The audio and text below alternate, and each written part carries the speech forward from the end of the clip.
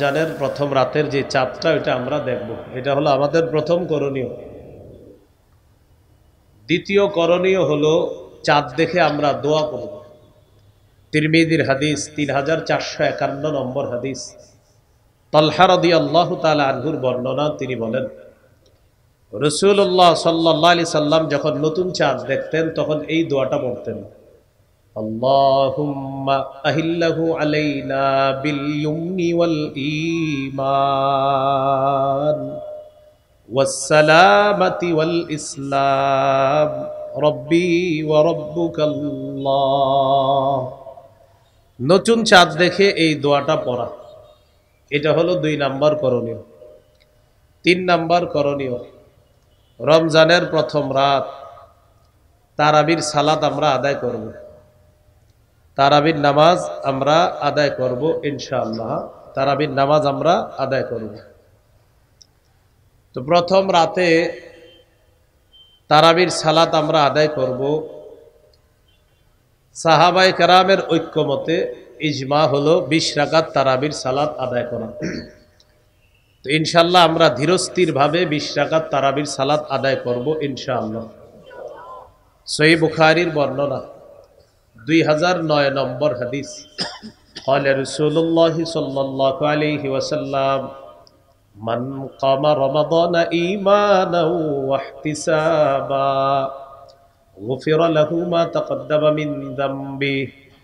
যে ব্যক্তি বিশ্বাসের সাথে এবং সওয়াবের আশায় রমজানের রাতের বেলা সালাত আদায় করবে, আল্লাহ তাআলা তার আগের সবগুলা গুনাহ মাফ করে দিবেন। তারাবির সালাত আদায় করা। 4 নাম্বার করণীয়, তারাবিতে কোরআন তেলাওয়াত করা, খতম পড়ার চেষ্টা করা, কমপক্ষে 1 খতম, বেশি পারলে আরো ভালো। খতম তারাবি সম্ভব না হলে যেই সূরাগুলা পারে যারা, ওই সূরা দিয়ে তারাবির সালাত আদায় করা। 21 নম্বর পারা শুরু হয়েছে সূরা আনকাবুতের 45 নম্বর আয়াতের মাধ্যমে। আল্লাহ তাআলা বলেন, উতলু মা উহিয়া ইলাইকা মিনাল কিতাব। কিতাবের যে ওহী আপনার কাছে আসে, কোরআনের যে ওহী আপনার কাছে আসে, এটা আপনি তেলাওয়াত করেন। প্রিয় মুসলমান ভাইয়েরা, 3টা অভ্যাস মৃত্যু পর্যন্ত আমরা প্রতিনিয়ত ধরে রাখার চেষ্টা করব ইনশাআল্লাহ। কয়টা অভ্যাস? 1 নম্বর তেলাওয়াত, 2 নম্বর গুরুত্ব সহকারে 5 ওয়াক্ত নামাজ, 3 নম্বর সাধ্য অনুযায়ী দান সদকা। সূরা ফাতিরের 29 নম্বর আয়াত, 22 পারা 16 নম্বর পৃষ্ঠার একদম শেষ আয়াত। আল্লাহ তাআলা বলেন, ইন্নাল্লাযীনা ইয়াতলুনা কিতাবাল্লাহ ওয়া আকামুস সালাতা ওয়া আনফাকু মিম্মা রাযাকনাহুম সিররাও ওয়া আলানিয়াতান ইয়ারজুনা তিজারাতান লান তাবুর। নিশ্চয়ই যারা আল্লাহর কিতাব তেলাওয়াত করে, ওয়া আকামুস সালাহ, যারা নামাজ কায়েম করে, ওয়া আনফাকু মিম্মা রাযাকনাহুম সিররাও ওয়া আলানিয়া, যারা আমার দেয়া রিজিক থেকে গোপনে প্রকাশ্যে দান করে, ইয়ারজুনা তিজারাতান লান তাবুর। আল্লাহ তাআলা বলেন, তারা এমন ব্যবসার কামনা করে যে ব্যবসা কখনো ধ্বংস হবে না, লাভ আর লাভ। এই 3টা আমল নারী পুরুষ যারা সন্তান আদি তাদেরকেও শিখিয়ে দেওয়া। নিয়মিত তেলাওয়াত, 5 ওয়াক্ত নামাজ, নিয়মিত দান সদকা, 2 টাকা হলেও সদকা করা নিয়মিত। আল্লাহ তাআলা তৌফিক দান করেন। তো রমজানে 4 নাম্বার করণীয় কোরআন তেলাওয়াত করা। রমজান তো কোরআন নাজিলের মাস। সূরা বাকারার 185 নম্বর আয়াত, 2 পারার 7 নম্বর পৃষ্ঠা শুরু হয়েছে যে আয়াতের মাধ্যমে। আল্লাহ বলেন, শাহরু রমাদানাল্লাযী উনজিলা ফীহিল কুরআন। রমজান মাস যেই মাসে কোরআন নাজিল করা হয়েছে, এটা কোরআন নাজিলের মাস।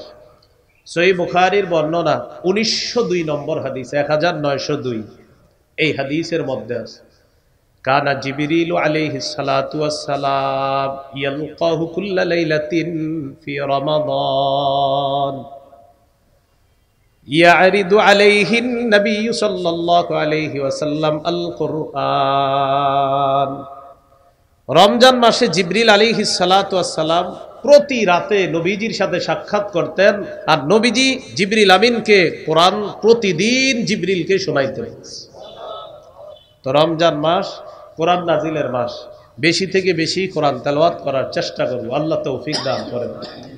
সহিহ বুখারীর বর্ণনা 5011 নম্বর হাদিস, বারা ইবনে আযিব রাদিয়াল্লাহু তাআলা আনহুর বর্ণনা, তিনি বলেন কানা রাজুলুন ইয়াকরাউ সূরাতাল কাহফি, এক সাহাবী রাতের বেলা সূরা কাহফ তেলাওয়াত করতেছিলেন। ফাতাগাশাতহু সাহাবা, আকাশের মেঘখণ্ড তার বাড়ির উপর এসে উপস্থিত হয়ে গেছে, মেঘ। ওয়া ইলা জানিবিহি হিসানুন মারবুতুন বিশাতানাইন, তার পাশে একটা ঘোড়া বাঁধা রশি দিয়ে। তিনি কোরআন তেলাওয়াত করেন। ফাজআলা ফারাসুহু ইয়ানফিরু, তার ঘোড়াটা লাফায়, তিনি তেলাওয়াত করে ঘোড়া লাফায়। তেলাওয়াত বন্ধ করে দিলেন, মেঘখণ্ডটা শূন্যে বিলীন হয়ে গেল। সহিহ মুসলিমে আছে আরজা ফিল জাওয়ি, মেঘখণ্ডটা শূন্যে বিলীন হয়ে গেছে। সাহাবী পরের দিন রাসূল সাল্লাল্লাহু আলাইহি সাল্লামের কাছে আসছে। আরজা এটা বুখারীতে না, আরজা ফিল জাওয়ি এটা মুসলিমে, আর বুখারীরটা হলো এটা। তো নবীজির সাহাবী নবীজির কাছে গেলেন, যাওয়ার পর গত রাতের ঘটনাটা শোনাইলেন, হুজুর এমন এমন ঘটনা।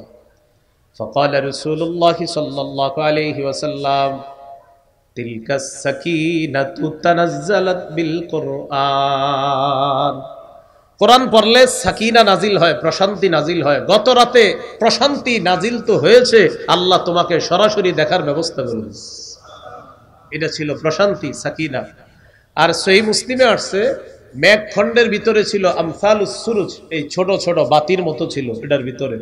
নবীজি বললেন যে বাতিগুলা দেখলা, তিলকাল মালাইকাতু তাসতামিউ লাক, এরা ছিল আল্লাহর ফেরেশতা, তোমার কোরআন তেলাওয়াত শোনার জন্য তারা দুনিয়াতে চলে এসেছে, তোমার তেলাওয়াত শোনার জন্য।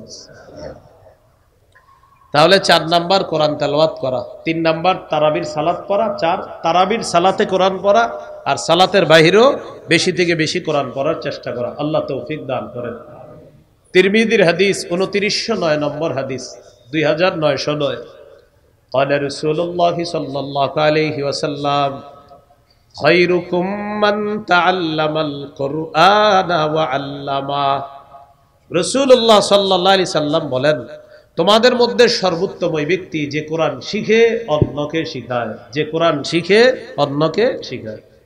তিরমিজির হাদিস 2910 নম্বর হাদিস, 2910, قال رسول الله صلى الله عليه وسلم من قرأ حرفا من كتاب الله فله به حسنة والحسنة بعشر أمثالها।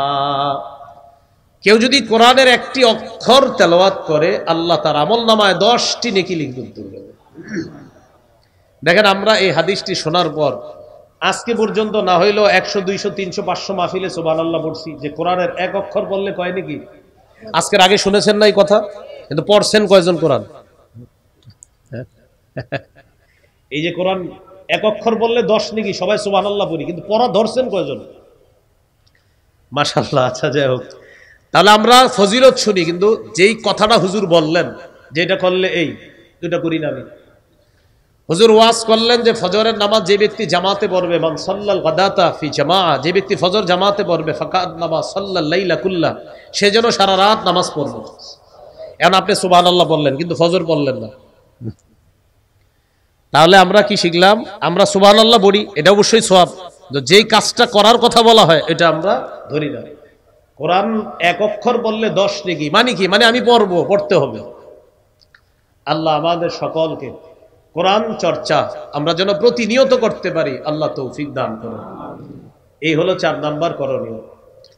5 নাম্বার করণীয়, যেহেতু সাহরির সময় আল্লাহ আমাদেরকে উঠার তৌফিক দান করবে ইনশাআল্লাহ, সাহরির সময় উঠে আমরা 8 রাকাত তাহাজ্জুদ পড়ব। কয় রাকাত? 8 রাকাত তাহাজ্জুদ রাসূলুল্লাহ সাল্লাল্লাহু আলাইহি সাল্লামের 12 মাসের আমল। নবীজি নিয়মিত 8 রাকাত তাহাজ্জুদ পড়তেন। তো যেহেতু আল্লাহ তাআলা রমজানে আমাদেরকে উঠিয়ে দিবেন, এজন্য আমরা 8 রাকাত তাহাজ্জুদ পড়ব। তাহলে প্রথম রাতে সাহাবায়ে কেরামের ঐক্যমত ইজমা 20 রাকাত তারাবি পড়ব। তারাবি হলো শুধু রমজানের নামাজ, আর নবীজির 12 মাসের নামাজ হলো তাহাজ্জুদ 8 রাকাত। এটা যেহেতু সাহরি, সহিহ বুখারীর বর্ণনা 1921 নম্বর হাদিস, 1921 এই হাদিসের মধ্যে আছে। عن زيد بن ثابت رضي الله تعالى عنه قال تسحرنا مع رسول الله صلى الله عليه وسلم। যায়েদ ইবনে সাবিত রাদিয়াল্লাহু তাআলা আনহু বলেন, আমরা রাসূলুল্লাহ সাল্লাল্লাহু আলাইহি সাল্লামের সাথে সাহরি খেয়েছি, অতএব আমরাও সাহরি খাবো ইনশাআল্লাহ। সহিহ বুখারীর 1923 নম্বর হাদিস, 1923 قال رسول الله صلى الله عليه وسلم তাসাহহারু ফাইন্না ফিস সাহুরি বারাকাতান। তোমরা সাহরি খাও, সাহরির মধ্যে বরকত আছে। সাহরিতে কি আছে? বরকত। সহিহ ইবনে ইববানের হাদিস, রাসূলুল্লাহ সাল্লাল্লাহু আলাইহি সাল্লাম বলেছেন, হালুম্মু ইলাল গাদাইল মুবারাক, এই তোমরা কোথায় আসো, আসো বরকতপূর্ণ খাদ্যে অংশগ্রহণ করার জন্য আসো। সাহরির সময় এভাবে নবীজি ডেকেছেন, সহিহ ইবনে হিব্বানের বর্ণনা, হালুম্মু, এই আসো আসো, ইলাল গাদাইল মুবারাক, বরকতপূর্ণ খাদ্যে অংশগ্রহণ করার জন্য আসো, তোমরাও আসো। তাহলে সাহরি এটা বরকতপূর্ণ খাদ্য, এটা অংশগ্রহণ করব, এটা খাবো আমরা ইনশাআল্লাহ। ইন্নাল্লাহা ওয়া মালাইকাতাহু ইউসাল্লুনা আলাল মুতাসাহহিরিন। সাহরির সময় যারা জাগ্রত হয়, তাহাজ্জুদ পড়ে, সাহরি খায়, তাদের উপর আল্লাহ রহমত নাজিল করেন। ফেরেশতারা আল্লাহকে বলে, আল্লাহ এই লোক সাহরির সময় উঠেছে, জাগ্রত হয়েছে, তাহাজ্জুদ পড়ছে, সাহরি খাইতেছে, আপনি তাকে মাফ করেন, আপনি তাকে মাফ করেন, আপনি তাকে মাফ করেন। আমরা সাহরি খাবো ইনশাআল্লাহ। সাহরিতে খেজুর খাবো, প্রতিদিন খেজুর খাওয়া। এমনি তো মুসলমানের খেজুর প্রতিদিন খাওয়া, আজকে আপনি খাবেন, কালকেও খাবেন সকালবেলা। আর সাতটা আজওয়া যদি খেতে পারেন সকালে, লাম ইয়াদুররুহু সুম্মুন, বিষও আপনার কোনো ক্ষতি করতে পারবে না। আবার খায়া ট্রাই করেন, এটা গুরুত্ব দিয়ে রাসূল সাল্লাল্লাহু আলাইহি সাল্লাম বুঝালেন। তো আজওয়া খাওয়া, আজওয়া বা খেজুর, মধু, কালিজিরা, এগুলো মুসলমানের ঐতিহ্যগত খাদ্য, এগুলো ঘরে থাকা উচিত। বাচ্চাকে সামান্য সামান্য খেজুর খাওয়ান না, এরা খাওয়ায় আচার, তেঁতুল, পরে মেধা হয় খারাপ। ভালো জিনিস খাওয়াতে হবে। ঈসা নবীর আম্মা মারিয়ামের পেটে যখন তিনি আসলেন, আল্লাহ তাআলা মারিয়াম আলাইহিস সালাতু ওয়াস সালামকে একটা গাছের নিচে বসাইলেন আর বলে দিলেন, ফাকুলি ওয়াশরাবি, তুমি খাও, পান করো। তো খাবে কি? খেজুর। পান করবে কি? ঝর্ণার পানি, সামনে পানি আছে, পানি পান করবে। তো খেজুর কোত্থেকে আসবে? মুফাসসিরিনে কেরাম লেখেন যে মারিয়াম খেজুর গাছে ধরলেই, ওটা নাড়া দিলেই আল্লাহ খেজুর ব্যবস্থা করে দিবেন। কারণ আমি যে বিষয়টা বুঝাইতে চাই, এত খাদ্য থাকতে মারিয়ামের জন্য আল্লাহ খেজুর কেন নির্বাচন করলেন? এত খাদ্য, এজন্য গর্ভবতী নারীদেরকে খেজুর খাইতে দিবেন। এরা খালি তেঁতুল খাইতে চায়, আর আপনারও তেঁতুল খাওয়ান, পরে ওই সন্তান মেধা কম হয়। তেঁতুলে তো এমনি মেধা কমায় দেয়। তেঁতুল চাইলেও দিবেন না, খেজুর খাইতে বল। তেঁতুল চাইলে বলবেন খেজুর খাও। কথা কি বুঝে আসছে? খেজুর খেতে হবে। সাহারিতে খেজুর খাওয়া মুমিনের সবচাইতে শ্রেষ্ঠ খাদ্য। قال رسول الله صلى الله عليه وسلم نعم سحور المؤمن التام। রাসূলুল্লাহ সাল্লাল্লাহু আলাইহি সাল্লাম বলেন, সাহারিতে খেজুর খাওয়া এটা মুমিনের কতই না নেয়ামতে পরিপূর্ণ খাদ্য, তারা খেজুর খাবে। তাহলে ইলিশ মাছ, গরুর গোশত, মুরগি, ভাত যাই খান, সাথে খেজুর রাখবেন। এজন্য খেজুর ভাগ করে নেবেন, এটা ইফতারের, এটা সাহারির। সাহারিতে অবশ্যই আমরা খেজুর খাবো। সর্বশেষ কথা, কেন খাবো? আমার নবীজি এটাকে উত্তম বলেছে, তাই খাবো, বাস। আল্লাহ তাআলা তৌফিক দান করেন। সাহারি একটু বিলম্ব করে করা, ইফতারি একটু তাড়াতাড়ি করা। আজ্জিলুল ইফতার ওয়া আখিরুস সাহুরা, তোমরা ইফতার প্রথম সময়ে করবা তাড়াতাড়ি, আর সাহারি একটু বিলম্ব করে করবা, যাতে শরীরের শক্তিটা সঞ্চয় হয়। এখানে একটা মাসালা মনে রাখা দরকার। আপনি সাহারি খাওয়ার পরে দেখতেন এখনো সাহারির সময় বাকি আছে 40 মিনিট, 30 মিনিট, তখনও তাহাজ্জুদ করতে পারবেন। অনেকে মনে করে খায়া ফেললে আর তাহাজ্জুদ পড়া যাবে না। না, তাহাজ্জুদের সম্পর্ক খাবারের সাথে না, সময়ের সাথে। যতক্ষণ ফজরের শুরু সময় না হবে, আপনি খান বা না খান, তাহাজ্জুদ পড়তে পারবেন। তাহলে সাহারির আগেও তাহাজ্জুদ পড়তে পারবেন, খাওয়ার পর যদি সময় থাকে তখনও কি পড়তে পারবেন? তাহাজ্জুদ পড়তে পারবেন। এটা কমন এই প্রশ্নটা মুসল্লিরা ইমাম সাহেবদেরকে করে যে খাওয়ার পরে তাহাজ্জুদ পড়া যাবে কিনা। তাহলে তাহাজ্জুদের সম্পর্ক খাবারের সাথে না, সময়ের সাথে। আল্লাহ তাআলা আমাদেরকে মনে রাখার তৌফিক দান করেন। এ হলো 6 নম্বর করণীয়। 7 নম্বর করণীয়, সাহরি খাওয়ার পর রোজা রাখা শুরু করলাম, আমরা রোজা রাখবো। সহিহ বুখারীর বর্ণনা 1901 নম্বর হাদিস, এই হাদিসের মধ্যে আছে, قال رسول الله صلى الله عليه وسلم من صام رمضان إيمانا واحتسابا غفر له ما تقدم من ذنبه রাসূলুল্লাহ সাল্লাল্লাহু আলাইহি সাল্লাম বলেন, যে ব্যক্তি ঈমানের সাথে এবং বিশ্বাসের সাথে সওয়াবের আশায় দিনের বেলা রোজা রাখে, তার আগের সব গুনাহগুলো মাফ করে দেন। তিরমিজির 614 নম্বর হাদিস। قال رسول الله صلى الله عليه وسلم الصوم جنة حسينة রাসূলুল্লাহ সাল্লাল্লাহু আলাইহি সাল্লাম বলেন, রোজা হলো জাহান্নাম থেকে বাঁচার মজবুত ঢাল, মজবুত প্রতিবন্ধক হলো রোজা। আল্লাহ আমাদের সকলকে সম্পূর্ণ মাস, পুরা মাসে একদম প্রতিটা রোজা যেন গুরুত্ব সহকারে রাখতে পারি, আল্লাহ তৌফিক দান করেন। এই হলো 7 নম্বর করণীয়, রোজা রাখবেন। 8 নম্বর করণীয়, দান করা। এমনি তো দান করবেন, রমজানে দানের মাত্রা বাড়ায়া দিবেন। সূরা মুনাফিকুনের 10 নম্বর আয়াত, 28 নম্বর পারা, 14 নম্বর পৃষ্ঠা। আল্লাহ তাআলা বলেন, وَأَنفِقُوا مِمَّا رَزَقْنَاكُم مِّن قَبْلِ أَن يَأْتِيَ أَحَدَكُمُ الْمَوْتُ তোমাদের কারো কাছে মৃত্যু আসার আগেই তোমরা আমার দেয়া রিজিক থেকে খরচ করো, দান করো। সহিহ বুখারীর বর্ণনা 6 নম্বর হাদিস। কানা রাসূলুল্লাহ সাল্লাল্লাহু আলাইহি ওয়াসাল্লাম আজওয়াদান নাস রাসূলুল্লাহ সাল্লাল্লাহু আলাইহি সাল্লাম মানুষের মধ্যে সর্বশ্রেষ্ঠ দানশীল ব্যক্তি ছিলেন মুহাম্মদ সাল্লাল্লাহু আলাইহি সাল্লাম।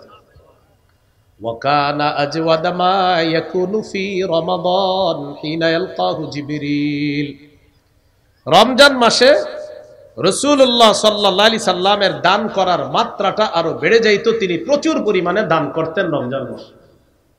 তাহলে রমজানে আমরা বেশি থেকে বেশি দান করার চেষ্টা করব ইনশাআল্লাহ। 9 নম্বর করণীয়, রমজান মাসে বেশি বেশি নফল ইবাদত করা। আবু দাউদের হাদিস, এই হাদিসের মধ্যে আসছে 864 নম্বর হাদিস আবু দাউদের। এই হাদিসের মধ্যে আসছে, قال رسول الله صلى الله عليه وسلم إن أول ما يحاسب الناس به يوم القيامة من أعمالهم الصلاة রাসূলুল্লাহ সাল্লাল্লাহু আলাইহি সাল্লাম বলেন, কিয়ামতের ময়দানে মানুষের আমলের মধ্যে সর্বপ্রথম হিসাব হবে নামাজের। এক্ষেত্রে অনেকের একটা প্রশ্ন থাকে, এক হাদিসের মধ্যে আসছে কিয়ামতের ময়দানে সর্বপ্রথম হিসাব হবে রক্তের, আবার এই হাদিসের মধ্যে আসছে সর্বপ্রথম হিসাব হবে নামাজের। এটা আমার সাথে সাধারণ যারা আপনারা বললে মনে থাকবে। বলেন, আল্লাহর হকের ক্ষেত্রে সর্বপ্রথম নামাজের হিসাব হবে, বান্দার হকের ক্ষেত্রে সর্বপ্রথম রক্তের হিসাব হবে। তাহলে আল্লাহর হকের হিসাব হবে নামাজের, আর বান্দার হকের ক্ষেত্রে হিসাব হবে রক্তের। ওই যে হত্যা করছে অন্যায়ভাবে মানুষ, এটার হিসাব হবে। তো যখন হিসাব হবে, فإن كانت تامة كتبت تامة ফরজ ইবাদতগুলো যদি পরিপূর্ণ হয়, তার আমল নামায় যে সওয়াবটা, এই সওয়াবটাও পরিপূর্ণ দেওয়া হবে। ফরজ ইবাদত পরিপূর্ণ, সওয়াব পরিপূর্ণ। ওয়া ইন কানা ইনতাকাসা মিনহা শাইআ, আর যদি ফরজের মধ্যে ত্রুটি থাকে, ঘাটতি থাকে, আল্লাহ তাআলা ফেরেশতাদেরকে বলবেন, আমার বান্দার নফল ইবাদত আছে কিনা দেখো। তো নফল ইবাদত যেগুলা থাকবে, আল্লাহ বলবেন, আতিম্মু ফরিদাতাহু মিন তাতাব্বুহি, বান্দার নফল আমলের মাধ্যমে ফরজের ঘাটতি পূরণ করে দাও। একটু আপনারা শুনেন, আপনাদের অনেকের মধ্যে প্রশ্ন ইমাম সাহেবদেরকে করেন, হুজুর সুন্নত না পড়লে কি গুনাহ হবে? কি বলেন? এটা নতুন এই প্রশ্নগুলো একদল মানুষ আপনাদেরকে শিখিয়ে দেয় আমল থেকে দূরে রাখার জন্য। কি বলে, সুন্নত না পড়লে কি হবে? গুনাহ হবে। আমাকে যদি জিজ্ঞাসা করেন, ইনশাল্লাহ 30 সেকেন্ডের বেশি তো আপনি কথা বলতে পারবেন না, এটা আমি শিওর। কারণ আমি আপনাকে বলবো, আপনি আগে বলেন জান্নাত আপনার জন্য ওয়াজিব হোক, এটা আপনি চান কি চান না? বলেন সবাই। হাদিসে আসছে, নবী বলছেন 12 রাকাত সুন্নত যে নিয়মিত করবে তার জন্য জান্নাত ওয়াজিব হয়ে যায়। এখন আপনি বলেন জান্নাত কি ওয়াজিব, চান কি চান না?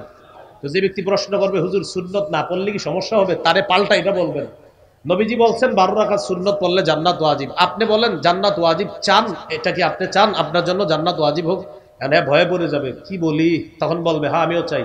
তখন আপনি বলবেন তাহলে সুন্নত পড়েন, যান, প্রশ্ন করেন না, যান সুন্নত পড়েন।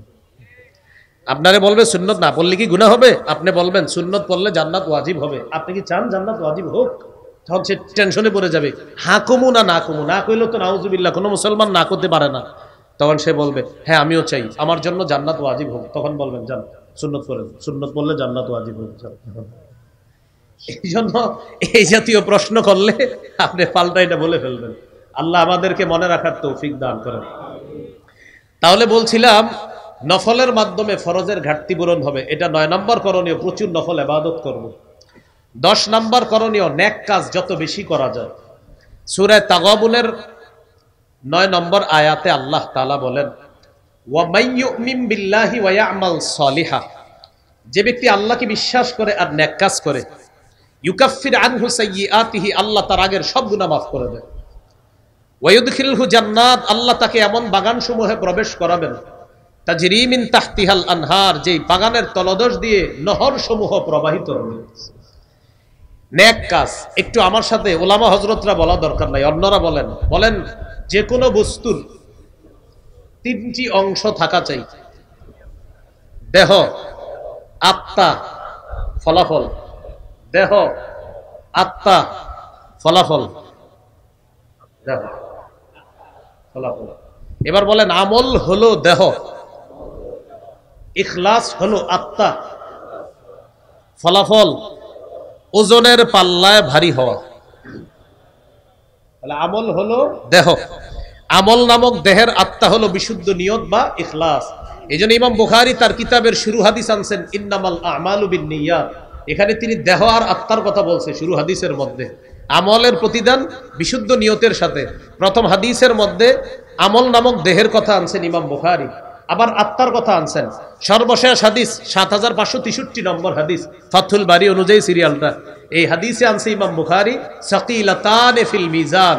প্রথম হাদিসে শিখাইলেন যে মানুষ শোনো, প্রথম হাদিসে তোমাদেরকে আমি শিক্ষা দিলাম আমল নামক দেহ, আর এই আমল নামক দেহের আত্মা অর্জন করবা বিশুদ্ধ নিয়ত আর ইখলাসের মাধ্যমে। যদি এটা অর্জন করতে পারো, সর্বশেষ হাদিস দিয়ে বুঝায় সাকিলাতান ফিল মিজান, তোমার আমল ইখলাসওয়ালা যদি হয়, এটা যদি একটু কমও হয় ওজনের পাল্লায় ভারী হয়। এই জন্য 3টা অংশ থাকা চাই: দেহ, আত্মা, ফলাফল।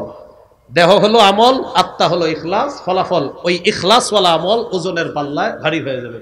রমজানে বেশি থেকে বেশি নেক আমল করব, বলি ইনশাআল্লাহ। আল্লাহকে সবাই দেখতে চাই তো ইনশাআল্লাহ। 2 শর্ত মৌলিক আল্লাহকে দেখার। কয় শর্ত? 2 শর্ত। সূরা কাহফের 110 নম্বর আয়াত, মানে সর্বশেষ আয়াতে আল্লাহ বলেন ফামান কানা ইয়ারজু লিকা রাব্বিহি ফালইআমাল আমালান সালিহা, যে ব্যক্তি তার রবের সাক্ষাৎ কামনা করে, ফালইআমাল আমালান সালিহা, সেজন্য এক কাজ করে। 2 নাম্বার ওয়ালা ইউশরিক বিইবাদাতি রাব্বিহি আহাদা, সেজন্য তার রবের ইবাদতে কাউকে শরীক না করে, অংশীদার না বানায়। আল্লাহ আমাদেরকে এই রমজানে বেশি থেকে বেশি নেক আমল করার তৌফিক দান করেন।